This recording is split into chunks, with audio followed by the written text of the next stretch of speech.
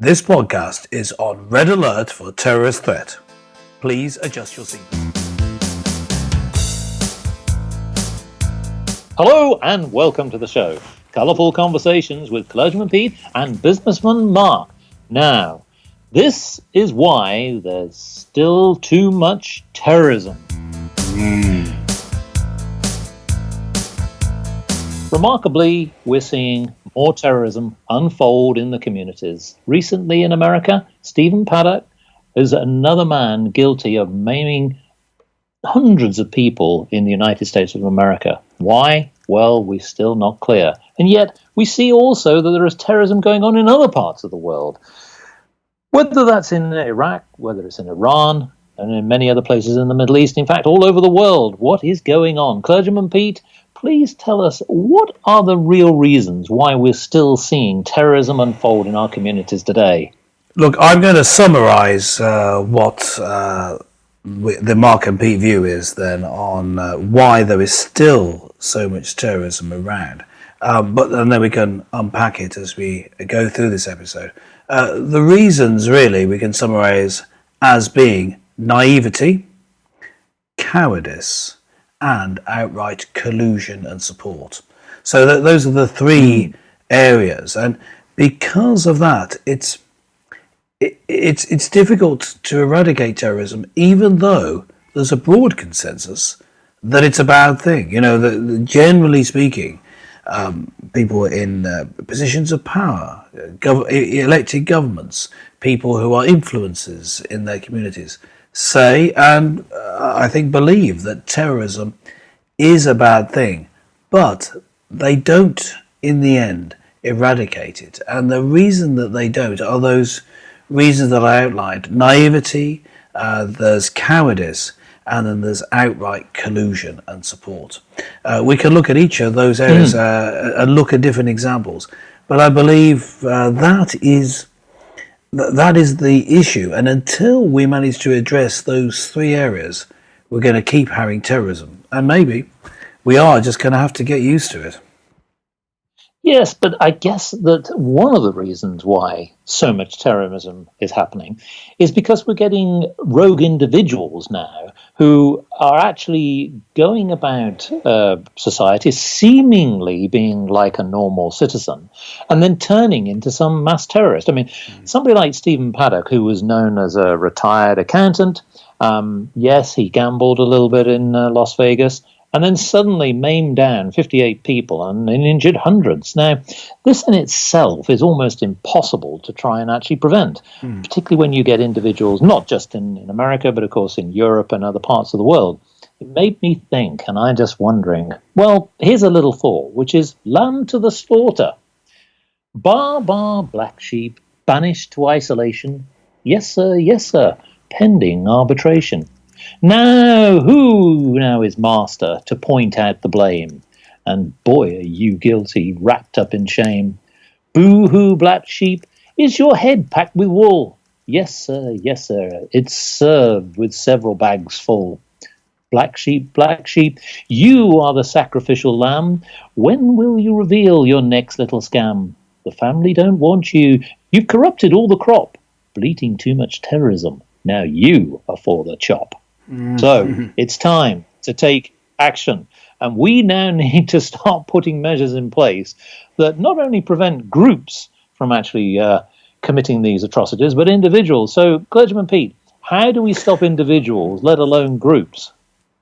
Okay, here we're starting with one of the areas I alluded to right at the start. When we talk about combating individuals turning in most cases, by far the majority of cases around the world, to the ideology known as Islam. But it's not exclusively that, of course. There are other ideologies which can lead to terrorist activities, including the one which left-wing politicians love to highlight, which is white supremacism. White supremacists are few in number, but are going to become more dominant if we don't combat terrorism from people who are Islamic, because although Islam is a religion, it's associated in people's minds with certain ethnicities. But just taking a look at how you combat it, well, first you've got to combat naivety. You've got to combat the misunderstanding of why people carry out these attacks. Now, if I'm just going to conflate several people together just to make it, just for time's sake.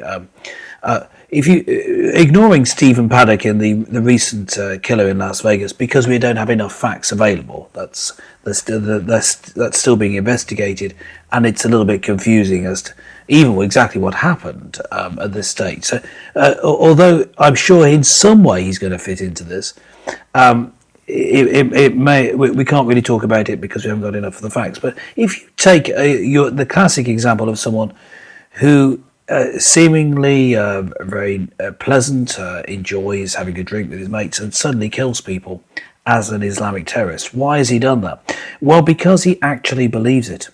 This is the key thing. The naive response is to say, well, why would he want to kill other people? He wouldn't want to do that. Well, he would if this was his only way to save himself, which is standard Islamic belief, that the only way to be sure that you are saved, you're not going to go to meet a bad fate at Judgment Day after death, is to kill the infidel, is to be killed in a violent war in defense of Islam and its ideals. And if you're killed in that way, then you're going to go straight to paradise. And they become convinced of it, carry out attacks in which they expect to die, preferably being killed by security forces or armed forces. And that's where that fits exactly the MO of many of these different attacks that have been by people who are supposedly self-radicalized, as they call it. These are people who simply choose to believe in Islam and believe what it teaches them in the Quran and the Hadith. Why can't you believe a religion? And why can't people see rather that people do actually believe this stuff? Now, okay, there are other belief systems, as I said, which take people, but as Islam is by far the majority, using that as an example there of how it happens. People actually believe what they say they believe. I know it's not what a liberal professor in a university, psychiatry or social studies department believes, but that doesn't mean it's not true. It's just the case that people really believe this stuff.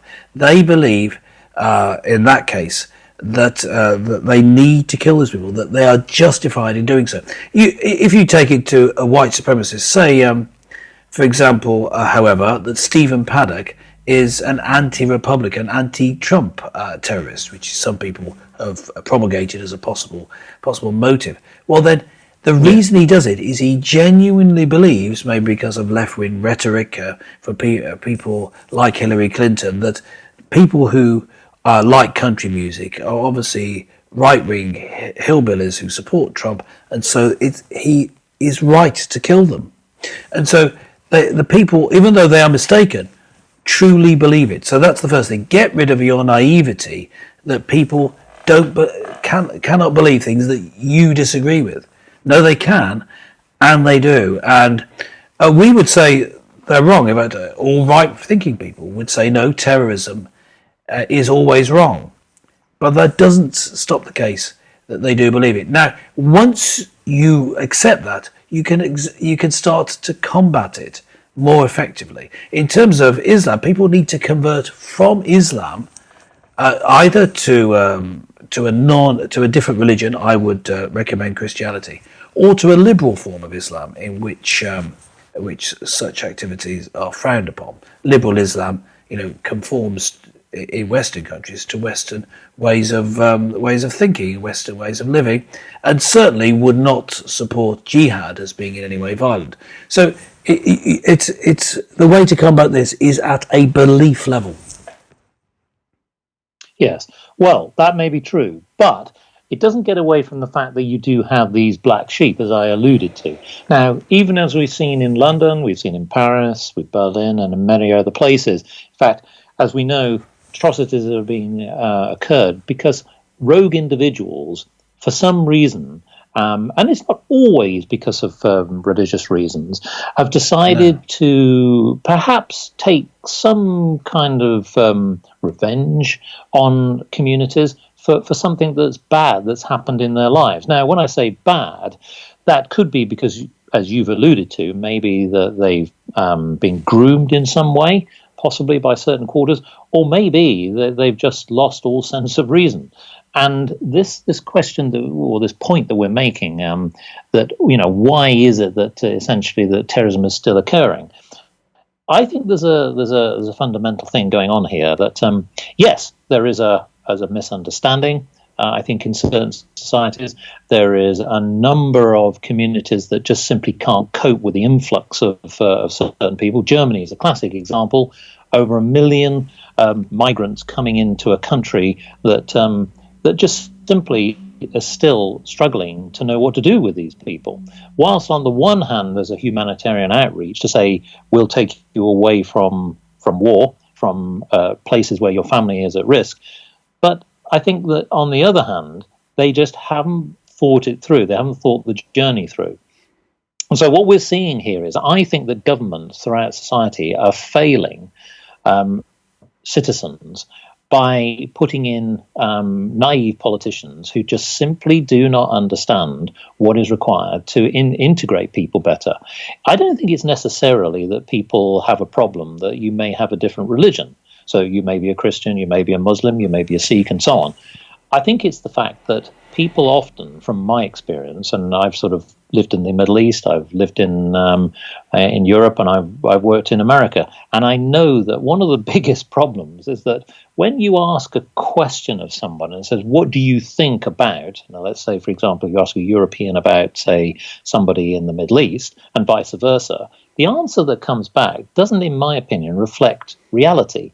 I think people work to stereotypes. I think there's miscommunication and misunderstanding. There's propaganda as well, where I certainly know in the Middle East, people will play and prey on your mind in the way that they'll say that Islam, for example, is a better religion because it doesn't promote certain things that go on in the Western society. One of the things that they certainly know when I lived in the Middle East is they talked about teenage pregnancies, they talk about alcohol abuse, drug abuse, and so on.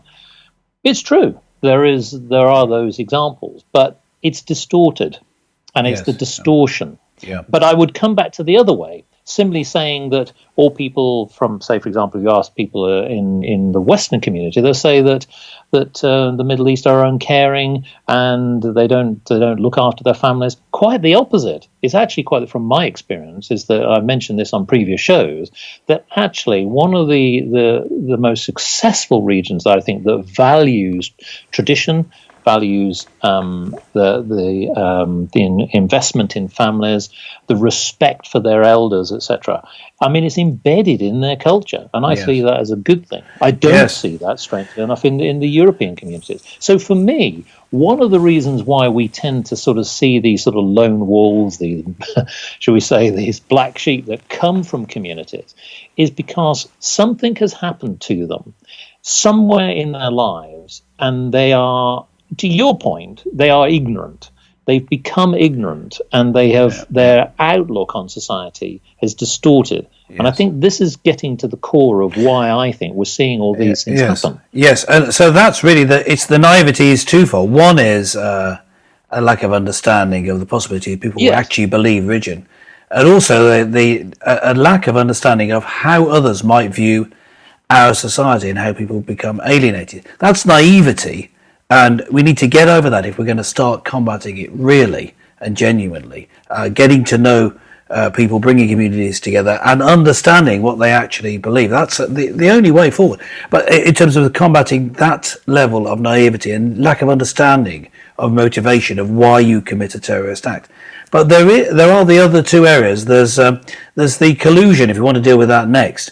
There is collusion in the level of, let's take a few areas, mainly left-wing politics is involved in violence these days simply because of numbers, is what I'm saying. I'm sure, I mean, right-wing politics has its violent elements as well.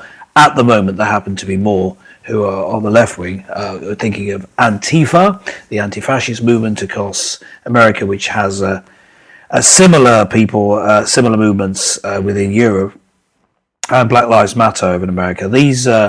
These groups commit violent acts. You see them. You can see the results. There were videos taken. You can see them actually calling for the death of policemen in the terms of Black Lives Matter, calling for the death of anyone they think is a Nazi in the terms of Antifa.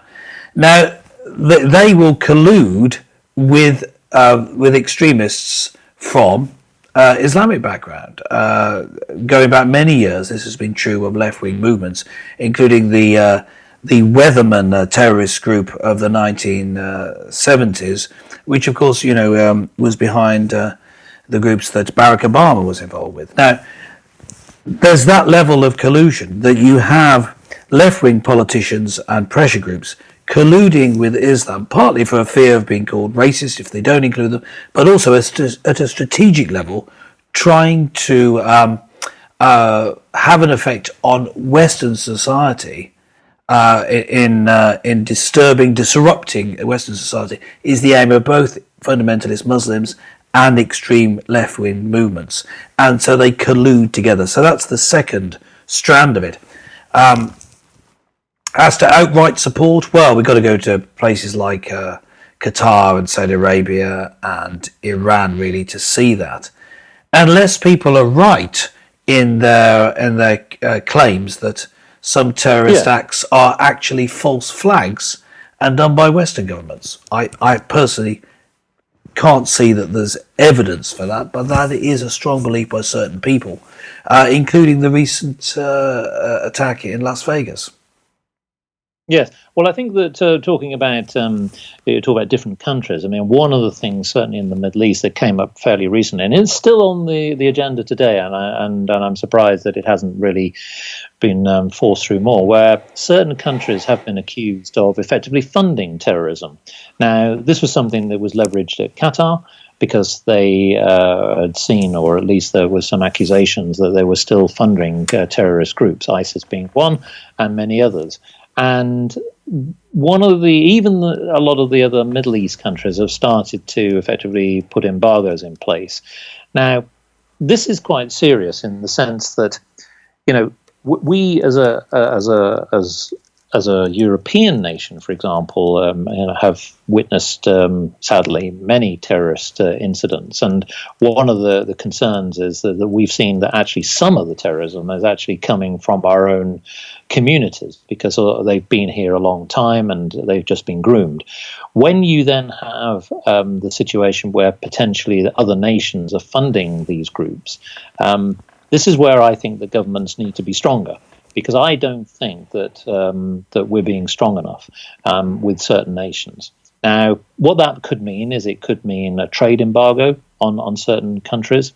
It could even mean, ironically, in certain situations where we might have to take some kind of military action. We've seen that in the past. We've seen that in Afghanistan. We've seen that in Iraq over two wars. And there's still factions going on at this moment in time. I think that one of the things that I think is pretty clear is we don't know enough. As a public, we don't know enough about what's going on. And I think a lot of the public, if I talk to people in business, for example, they just want to trade. They just want to be able to trade, do business, do good for society, and that's it. But some countries, particularly the United States, are not allowed to trade in certain countries like Iran because there's effectively a blanket embargo on American companies working for those type of nations. And that in itself is a shame because I think that the countries themselves need to work harder at integrating. We're now in the 21st century. The days when it was the them and us situation where we could just simply trade amongst ourselves are long gone. I know globalization is criticized a great deal, but we're in a world where we can trade quite successfully from our bedrooms. We can quite successfully trade anywhere in the world. We've got to rethink and redraw our landscapes. I'm not saying that you shouldn't abandon your culture and abandon your language. But I think we've got to take a different view on the way that we tend to sort of see the world. And most importantly now, the word respect and integrity, strange enough, is overused, but does not seem to apply. Now, ironically, this comes down to different things. We're seeing cultures such as the Middle East starting to change. They're starting to open up. I mean, here's a simple one. It's not necessarily to do with terrorism, but it is a change of attitude that people in places like Saudi Arabia have been pretty much restricted by government and policy. We're seeing that attitudes to women are changing. They're now, for the first time, going to allow women to drive. Now, the very thought of that ever happening 2 or 3 years ago was almost implausible. It could never happen. And I think that what they're realizing is that actually they've got to rethink things. It just by simply allowing women to drive doesn't mean to see they lose control. And a better understanding of what we're about. I think that what we're going to see over the next couple of years, we're still going to see more of these lone wolves, these black sheep appearing. But what I do think is, it's either going to go one of two ways. We're either going to have to shut up shop and just basically not allow people to travel in the same way that Donald Trump has put embargoes on certain people not traveling from certain countries to the United States. Britain could do the same in a couple of years. It'd be a short-term answer, yeah. Could do. Mm-hmm. It could do. I don't think that's the right answer. I think education is one way, and I think that governments need to start thinking about how they allow people to practice what they believe in, for example, their own religions, and not be frightened about the fact that maybe somebody has a different view. Just because you have somebody who works with you as a colleague who might be a Muslim or a Christian or a Sikh or a Hindu or so on, why should that worry you as an individual? Well, if you have a strong belief in your religion, why should you believe that you have to kill the person opposite you? Why should that happen? Yes. Well, I mean, of course, the one reason would be, just to answer that question, why should that be? Because that's what Islam teaches. But having said that, I had friends, have friends who are devout Muslims, and they haven't tried to kill me. It is still possible to talk about these things as long as this is the final of the three parts of the problem as to why we keep having terrorism. Yes, there's naivety. Yes, there's the collusion, but then there's cowardice. Yes, someone might actually think, I'm going to act on this injunction in my belief system and kill you. They probably won't, but they might. Okay, but what has happened is people have run scared, particularly of Islam. Now, in the past, it's been other belief systems. At the moment, we've had to mention Islam quite a bit because that is the one that at the moment is causing the most deaths and the one who people are most scared of. Now, so just in closing, I just want to say, stop being so scared. But no, it's more than that. It's not stop being scared. It's stop being such a bunch of cowards. You've got to be able to talk things through, as Mark was just saying. Yeah, I'm talking to you, gentle listener. You and, I guess, leaders and thought leaders in society, politicians need to be able to criticise Islam. Yes, they need to be able to actually speak out when Islam is at fault. When it's not at fault, then praise it. But be prepared to criticise. I just wanted to finish this point by a quote from a book I read some time ago called Islamophilia by Douglas Murray, journalist, of course, and columnist who comments on the problems with Islamic intrusion into Western society and the problems there. And he spent time in the various areas that he makes comments on. I think he speaks intelligently. But the point, this was a little story that he told, which highlights this problem of cowardice. It's a small story which illustrates the big problem. He says this: there was an atheist society at a British university's Freshers' Fair, and they decided to pin the name Muhammad to a pineapple. on their stall. And he said, it's worth stating that Muhammad almost certainly looked nothing like a pineapple. I think that's true. Nevertheless, the incident led the local Muslim student society to brand the student and the pineapple itself as Islamophobic. And the atheists, who was part of the Atheist Society, remember, were issued with an unimprovable line. This, from the Muslim student, he said, either the pineapple goes or you do. That was supported by those running the British university's Precious Fair. I won't say which one it was. That was taken from Islamophilia. And that is the problem, the cowardice, the giving way to Muslims because Muslims kill people. That is what we call the bigotry of low expectations. Muslims are not worse than other people. They're perfectly capable of not killing you. It's worth taking the risk, because that's the only way we're going to improve things. By confronting the problems within Islam, we can show proper care and love for Muslims themselves. Well, what a great way to end. So, listeners, what do you think about this? It's an emotive subject. Why do you think that terrorism is still occurring in society? Why not let us know? Log on to www.markandpete and let us know your thoughts. Follow us at Mark and Pete on Twitter. We'd love to hear from you. So thank you for joining our show, and join us again next time for Colourful Conversations with Mark and Pete.